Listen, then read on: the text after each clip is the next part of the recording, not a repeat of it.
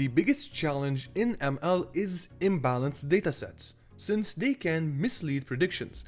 They tell you, hey, you got 98% accuracy, but in production your model fails. If you want to know why, stick with me, because in this video, we're building a spam email classifier using support vector machines in Python on an imbalanced dataset. First, what is SVM?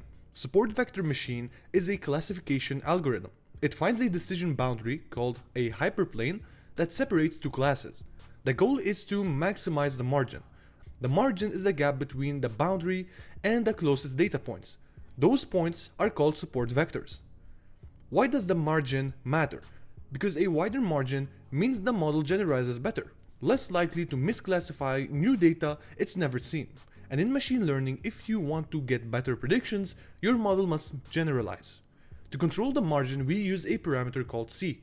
If you have a large C, meaning the margin is small, meaning your model is not allowing misclassification to happen. But a smaller C means a wider margin, means your model is generalizing. But be careful of overfit and underfit, since with a very high C, your model is likely to overfit, as it is too complex. Underfit when C is too low, meaning your model is too simple to capture the underlying pattern in your dataset. Alright, enough theory. Let's go into Python and start discovering our dataset. First of all, I have myself a Python project. I created a virtual environment using UV. It is a replacement of pip. It is way faster than pip, but you can always use pip. Now let me show you the dependencies that you need for this video. You will be needing matplotlib, numpy, pandas, and most importantly, scikit-learn. Alright, so make sure you install these dependencies. Now let's go here and let's discover our dataset. I have a spam dataset.csv file, which I created synthetically with Claude, but we will be using this to make our predictions. So let's start with discovering our dataset.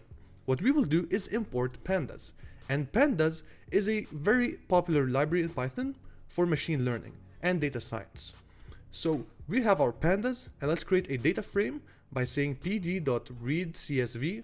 We will read the CSV file and place it inside this variable called df. So I'll name it spam dataset.csv. Now let's discover what we have inside spam.csv file. So I'll say print df.info. This will show us the information about our spam dataset. So let me run this file by saying uv run index.py.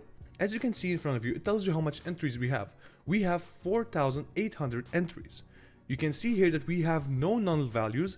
As you can see here, 408,000 entries for each column. And this label here is our target variable. Now, what did I told you about imbalanced datasets? Imbalanced datasets have imbalancement in the target variable, which we will see right now. So let me show you now about the imbalancement in our dataset. To do that, we will import matplotlib. So I'll say import matplotlib, and let me show you how we will see the imbalancement. So I've prepared for you a function called showImbalance, where we will print a pyplot. So first of all, we have sizes. It contains the length of all the rows that are equal to 0 in the label target variable. Basically, it contains the length of all the rows who are not spam.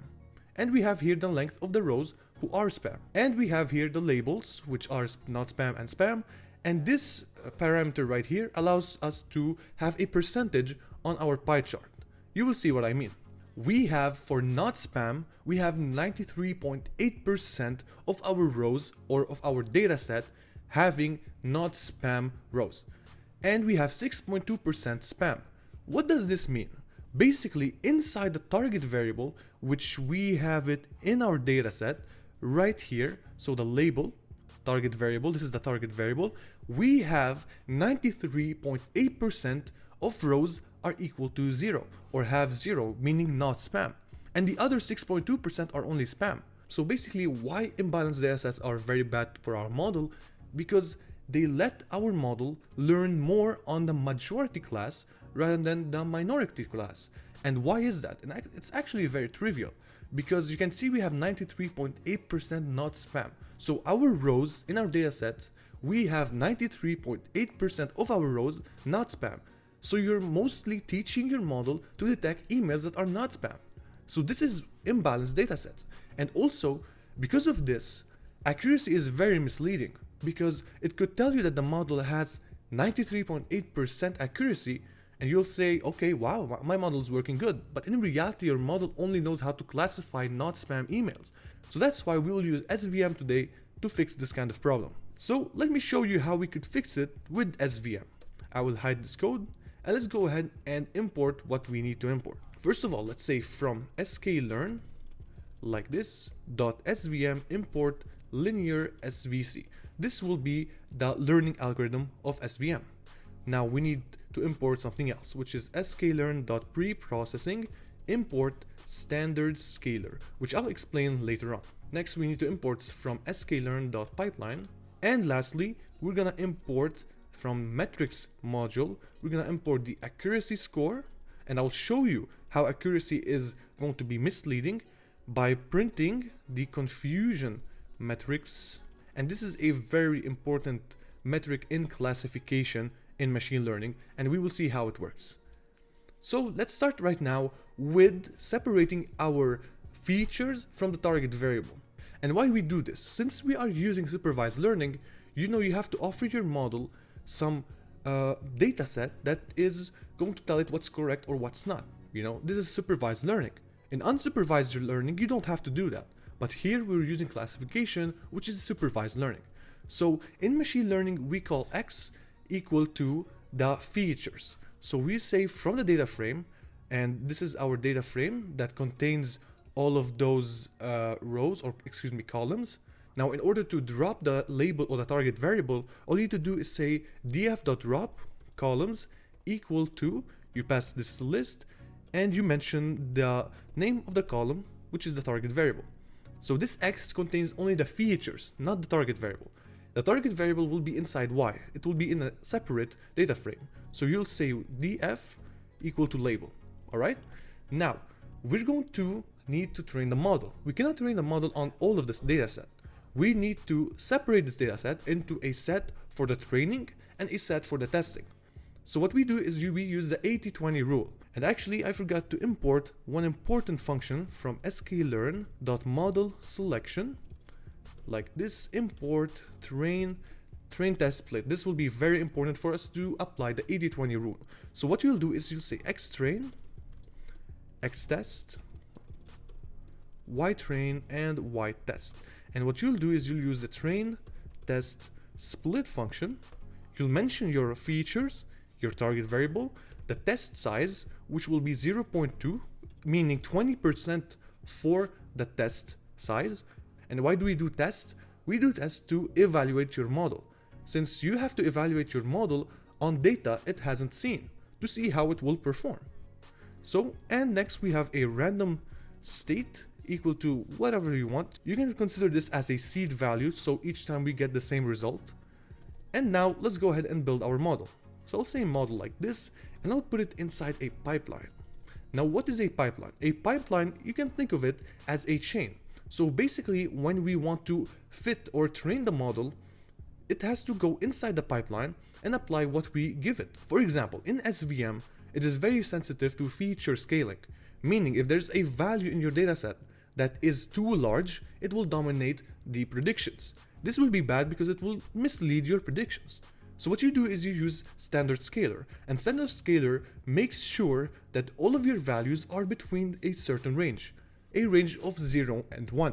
So all of your values will be scaled to this kind of range, so all of them will be equal. So what we want to do is we will specify a scaler here and make sure that all of the values go first into a standard scaler, or they get scaled. Then we have our linear SVC, or your SVM model. So you'll mention right here linear SVC, and this is where you specify your parameters. You will have first a C parameter, which we explained earlier. For now, let's consider 1 is the best C value. Now we've built the model. Let's go ahead and do the fit. You do model.fit, meaning you train your model, and you always train on that training dataset, or a training split. So here we are. Then let's do some prediction. So we'll say yPredict equal to model.predict, and you always predict on xtest. Now the ytest is used to evaluate your model's performance. How do we do this? You basically can do it using accuracy score. So you could say print like this, and I could say accuracy, And we could say the following. We will say accuracy score, and we'll mention y test and y predict, and you could multiply it by 100 to make it as a percentage. Now let's see the accuracy score that we will get. We got 93.3% accuracy score. Is that correct? Well, what we learned today, we learned about imbalanced datasets, and we saw that we have 93.8% of our dataset being not spam. So accuracy here is actually misleading. Let me prove it to you. Let's go ahead and print our confusion metrics. So right here, I'll say CM equal to confusion metrics, and you'll also mention y test and y predict. Now we will display our confusion metrics. So CM underscore display equal to confusion metrics display. You'll mention the CM and the display labels as not spam and spam. Now let's say CM display dot plot, and we'll say plt dot show. Let's see what we will get now.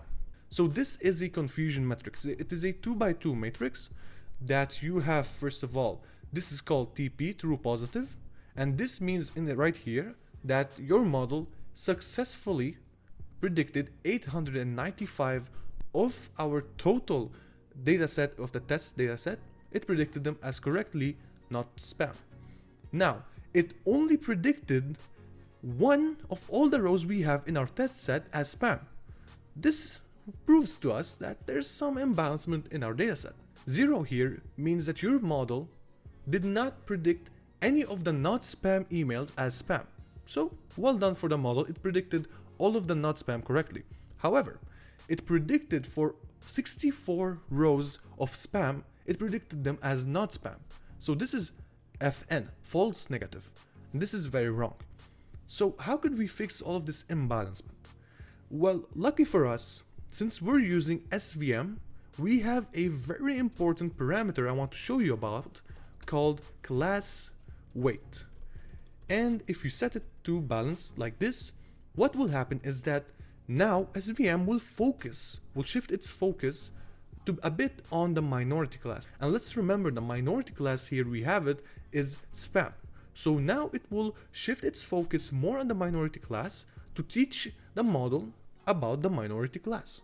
Everything now changed. As you can remember, we had here 895. Right now we have 749 of our rows that are not spam. The model predicted them correctly as not spam. However, remember here we had 1.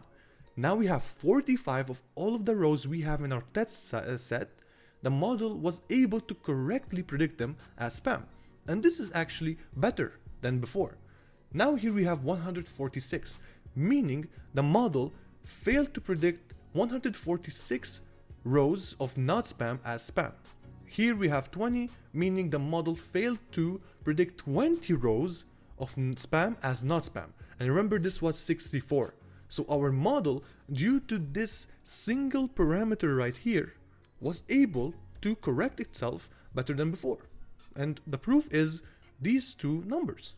So right now our model actually is improving and did correctly. So this is a way to fix imbalanced datasets in SVM. Alright, this is it about SVM and imbalanced datasets and how you can improve your results using SVM and this simple parameter called class weight. Alright, you can find the link of this code in the description below to the GitHub repository. Alright, check out these videos that will pop up in front of you and I'll see you in either one.